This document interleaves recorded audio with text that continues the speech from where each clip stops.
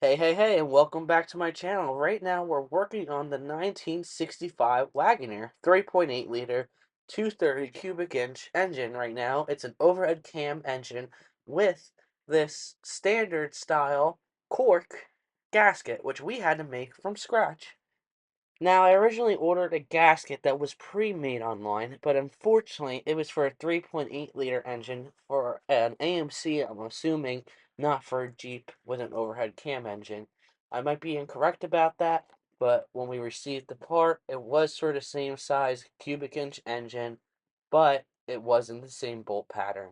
So we were left with only a few options. Wait for one to come in the mail, and most likely be the wrong size, or we can cut our own from the local hardware store where you can buy a piece of this for probably roughly around $5 to $8, depending on what your store is selling it for.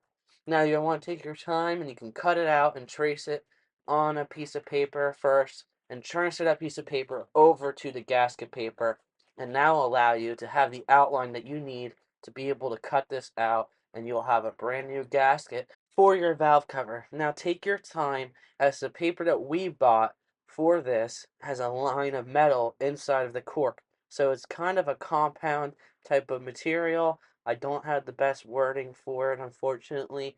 Now, when cutting it, we did use some high strength shears on the straightaways, but when you're carving the inner part away, we did use a cut off Milwaukee 3-inch wheel, as I said, because there's metal inside of this cork gasket. Now, we're also using a 90-minute sealer, which is that line right there, that RTV that we're putting down, which will make its own gasket, but we're still going to adhere the cork to that. That way it doesn't walk around. And as you can see there, this cork gasket is ready to go. It's cut out to the size that it needs, and you can save the scrap that's in the center right there next to it to make anything even down to like a water pump or something like that, or a thermostat gasket, and that will be perfect scrap, so you don't have to throw that away because you need only the outer layer just like this. And remember, when you lay down your bead of RTV, let it tack up a little bit, and then that way when you're pressing on the gasket, it doesn't try to lift up as much. Right here, it is a 90-minute gasket, so we are really trying to get it on there already and make sure that it will press on. We're going to guide it with little pieces of tape. Make sure you clean the surface before you put on the RTV.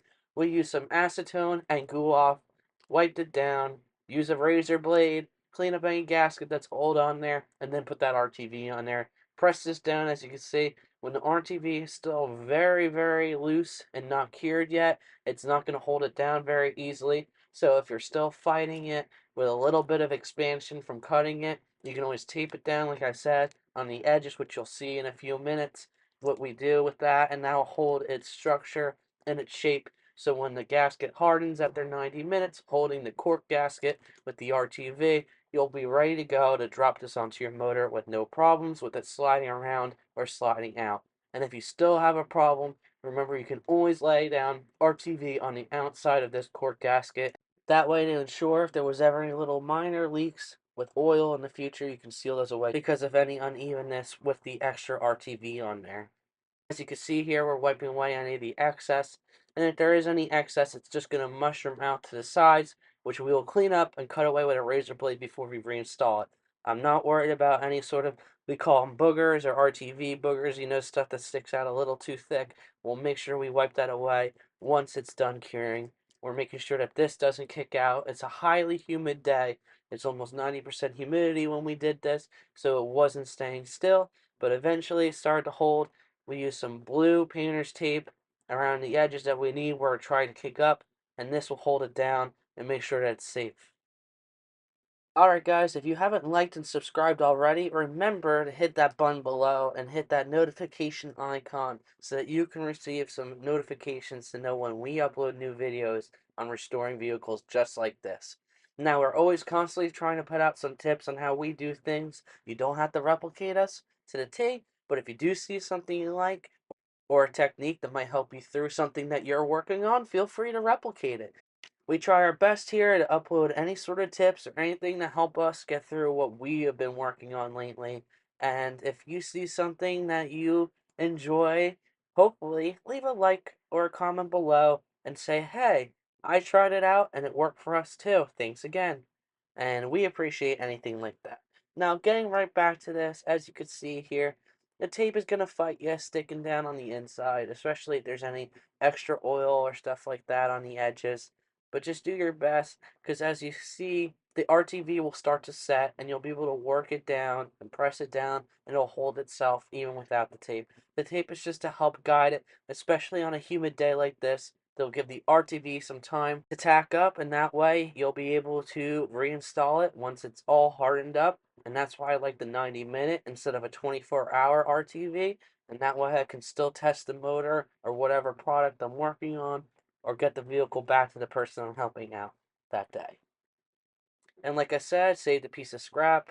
This is the piece that we had left over, and we're going to put it over on the side so that we can use it for any time we can't find a specialty style gasket or don't want to pay $60 for a piece of cork, because we can make our own for $4 in about 30 minutes of our time. Alright guys, after it's been sitting for about 40 minutes or so, I place it upside down as you can see here, and this will keep the compression on it besides just the tape, and everything will stay lined up. As you can see, it's holding there now, and it's not going to slide out. Alright, about 90 minutes has passed by. We're going to pick off any RTV areas that are a little too thick, like I'm pointing out right there, cut it off with the razor blade, and reinstall it. As you can see here, the gasket laid on nice and flat. I still have to paint this valve cover again, but besides that, it's all ready to go. Remember to like and subscribe and stay tuned to hear this motor turn on for the first time in over 20 years.